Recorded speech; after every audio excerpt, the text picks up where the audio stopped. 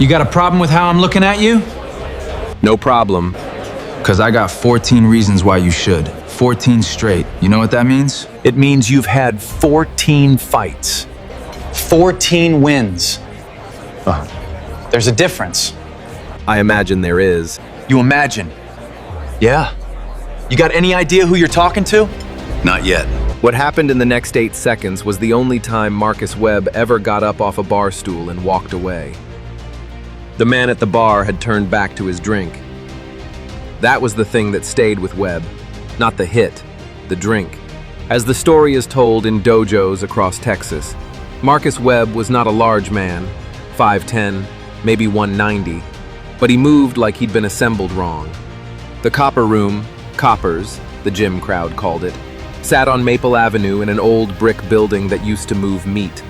On the Thursday before the last weekend of March, a man came in alone, wore a plain dark shirt, no logo, ordered a club soda. He sat 3 seats down from Webb.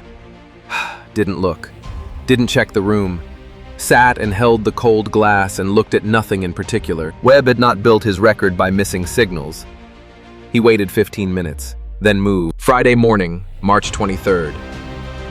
One of Webb's training partners, a heavyweight named Curtis, comes to the Copper Room at 11 a.m. Curtis had been in the room the day before when Webb moved down and opened his mouth. Curtis now tells him, "The man didn't move, didn't flinch." Webb's answer, "He'll be back." Curtis leaves. Webb stays. At 2 p.m., the man in the dark shirt walks back through the door. Same seat, same order, same nothing. This time, Webb doesn't approach. He watches in the mirror. What Curtis had seen, Webb sees now. The man drinks slowly, economical, like he's counting something. Webb goes through 3 beers. The man finishes 1 drink and leaves at 3:47 p.m. Webb clocks it. Saturday, March 24th, 4:15 p.m. Curious. The man is back. This time there's a small crowd, 5 fighters from the local amateur circuit. Webb moved down again. This time, he stood instead of sitting. He was close enough that the man would have to respond. The man turned, looked at Webb, then he smiled, not at Webb, but at something in himself and said, "You're not ready." Webb's response, and this is what held Jesus, what he would tell people for years. Webb nodded, stood there for 3 more seconds, then walked back to his stool and drank his beer, while 6 other people in the room understood that something they didn't have language for had just happened. Wednesday, March 28th, evening. Word has moved now beyond the Copper Room. It's in the gyms. A fighter Webb had beaten twice, a man named DeAndre, shows up at the bar looking for him. DeAndre has a statement. "Marcus, there's a former Marine comes in the running trail out near White Rock Lake. Tall guy, mid-50s, runs 5 miles a day, and he moves different. DeAndre saw him once at the lakefront coffee stand. Moved like," and DeAndre didn't have the reference, "like a system instead of a man." Webb listens, takes this information, doesn't drink. At 10 p.m. he leaves and drives to the lake. Runs the dark trail with a flashlight. No one there, not that night. But for the first time, Webb is not a hunter. He's begun hunting something that hunts different. The pressure inverts. How long can this last without an answer? Friday, March 30th, the Copper Room, 3 p.m. The man is there. Webb has now assembled a small mythology. He sits next to the man this time. No preamble. "My record is 14-0. The man doesn't turn. "I know. You know. I told Tony to tell you I know." "Why?" The man turns now, and there it is, the moment Jesus had felt but couldn't describe. A glance that counts you, the way a carpenter counts floorboards. Not hostile, precisely factual. "Because," the man said, 14 fights is still 0 fights. When you're ready, you'll know the difference." He stood, left a 20 on the bar, walked out. Webb did not follow. It is 3:47 p.m., exactly 1 week after the first encounter.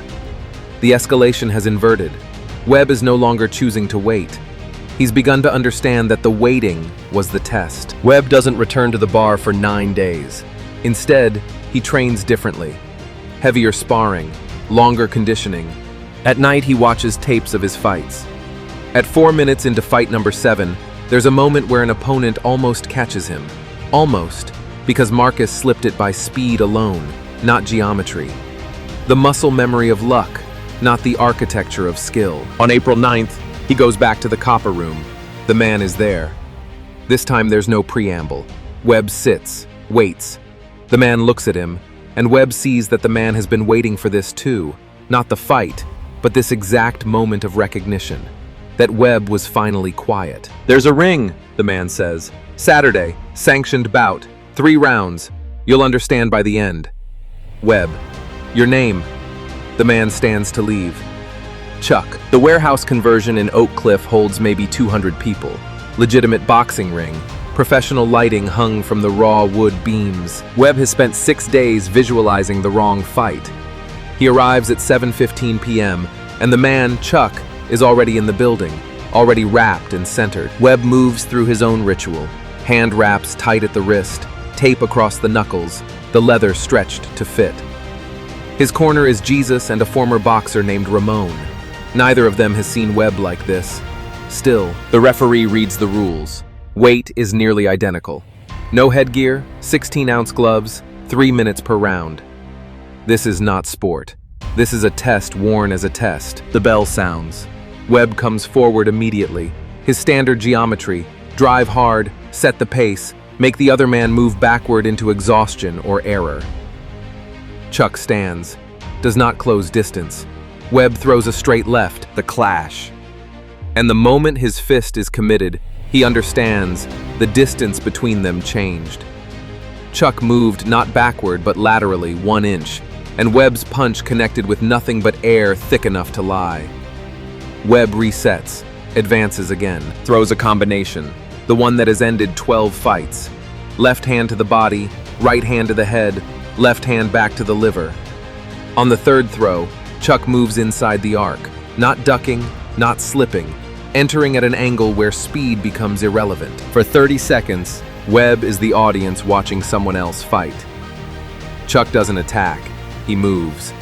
1 minute into the round, he circles Webb, not away, but around. And Webb's instinct is to cut the ring, corner him. Every time Webb's shoulders square to drive forward, Chuck is already in a place where the forward drive intersects empty space. Webb is breathing hard. His arms are heavy. Chuck has not thrown a punch, has not needed. At 1 minute 45 seconds, Webb feints, deliberately throws nothing, watches where Chuck moves. Chuck moves through the space where Webb's real attack would have been, and Chuck is now at Webb's hip, close enough to strike, but doesn't. Chuck steps back, creates distance again. The round ends. Between rounds, Jesus is in his ear. He's letting you get tired. You gotta go after him. Ramon, older, quieter. No, he's showing you something. Stop trying to win. Start trying to see. Round 2 opens. Webb is slower now. The 6 days of understanding hadn't included aerobic reality. His combinations are still there, still precise, but they're looking for a man who isn't where the geometry says he should be. Chuck begins to move inside Webb's range with precision that feels less like fighting and more like an explanation in motion. Each time Webb commits to a strike, Chuck is elsewhere, not frantically, not desperately, instructionally. With 43 seconds left in the round, Webb throws a left hook, his power hand, the one that's ended fights, and for the first time, Chuck doesn't retreat. He walks straight into it. Webb's glove hits Chuck's right temple clean. Chuck's head moves an inch. His body doesn't follow. He looks at Webb, and Webb sees it then. Acknowledgement, not weakness. Strength so complete that it included the capacity to be hit. Good, Chuck says. The round ends. Webb is now operating on fume and adrenaline. He knows, with the precision of a man whose only language has been physical, that he has not beaten anyone, that he has also not been beaten, that he is learning a third thing. Round 3. Webb comes out throwing, not with the goal of hitting Chuck, but with the goal of understanding how Chuck moves. Each punch is now a question instead of a statement. Chuck responds not by striking, but by showing, here is where you were, here is where I was, here is why your timing was 3 inches too early. He moves Webb around the ring with footwork, shows him lateral distance, Shows him the angle where a larger man's power becomes irrelevant. Shows him discipline. With 18 seconds remaining, Webb stops. He's not gasping for air, he's gasping for understanding. Chuck sees this and nods, one slow dip of the head, and then he throws one punch. A straight right hand, textbook perfect, the kind of thing that has no wasted energy.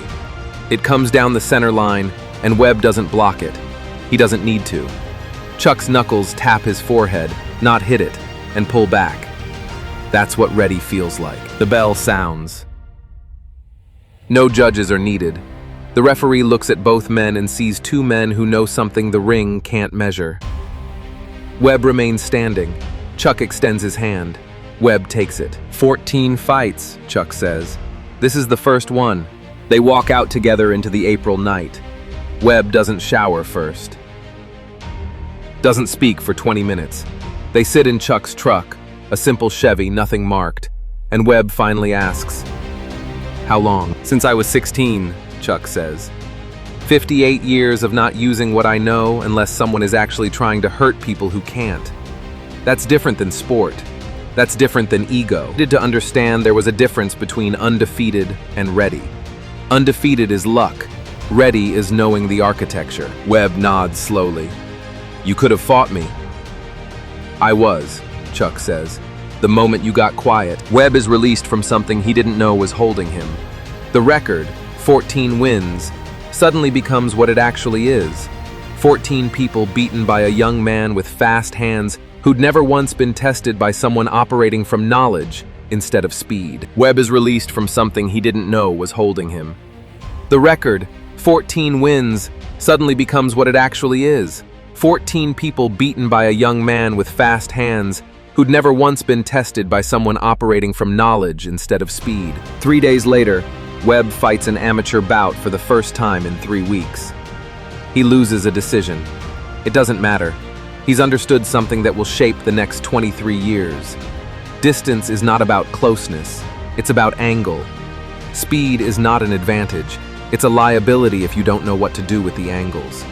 And a man can be beaten 14 times while winning 14 fights. In 2019, nearly 18 years later, Marcus Webb is working as a technical advisor for a film studio. He's at a table read, and one of the producers casually mentions that Chuck Norris's autobiography contains a chapter about discovering young fighters. Webb holds the book for a long time, closes it, opens his phone and calls the producer back. "That story," he says. "I need to talk to whoever wrote this." The meeting happens 3 weeks later. Not in a ring, in Chuck's kitchen in Texas. They don't fight, they sit. Webb finally says the thing he's carried for 18 years. "Thank you for not humiliating me." Chuck looks at him, that same look from 2001, the one that counts people like carpentry, and says, "I was never going to. You were the only one fighting yourself." As the legend is told now, Marcus Webb's undefeated record was real. So was the moment he understood it meant nothing. The quiet man at the bar turned out to be the loudest teacher Webb ever met. Not because of volume, but because every word was about distance, discipline, and the space between wanting and being ready. As the legend is told now, Marcus Webb's undefeated record was real. So was the moment he understood it meant nothing. The quiet man at the bar turned out to be the loudest teacher Webb ever met. Not because of volume, but because every word was about distance, discipline, and the space between wanting and being ready.